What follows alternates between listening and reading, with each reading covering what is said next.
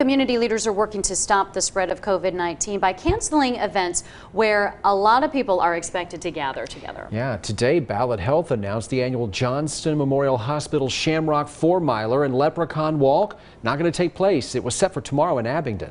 The Crumley House Brain Injury Rehabilitation Center announced it will postpone its Joggin' for the Noggin 5K that was scheduled for March 28th. Johnson City Schools postponed the district-wide band concert that was set for tonight. We have a list of events impacted across the region by COVID-19 on WJHL.com. In addition to washing your hands, people are also sanitizing surfaces in an ongoing effort to protect against COVID-19. Yeah, some of you have reported products to get those jobs done are in very short supply. We sent Febin Casahoon to investigate. She continues our coronavirus team coverage. Febin? Now, while some stores deal with some short supplies of sanitation, cold and flu-related products, others like Kroger, Target and Walmart started limiting customers on the number of products they can buy.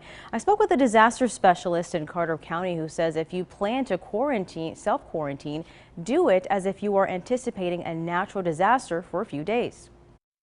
Whenever we talk about self-quarantine, we also, it's like, when we do a shelter in place for a disaster. Carter County EMA Deputy Director Billy Harrell says those who anticipate self-quarantine should plan to make decisions now to protect you and your family during the COVID-19 outbreak. We want to make sure that people has on hand some extra water, some extra food.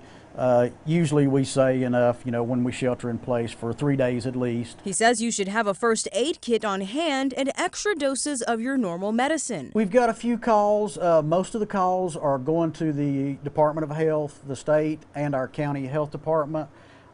We've had a few calls go into our county mayor. If you have the common coronavirus illness, the CDC says you'll likely recover on your own. To relieve symptoms, you can take pain and fever medications, drink plenty of liquids, and take a hot shower or use a room humidifier. The COVID-19 deals primarily with the respiratory system, and that's a big part of having that virus. They're thinking maybe the humidifier could help, open up your airway a little bit and help you to breathe better.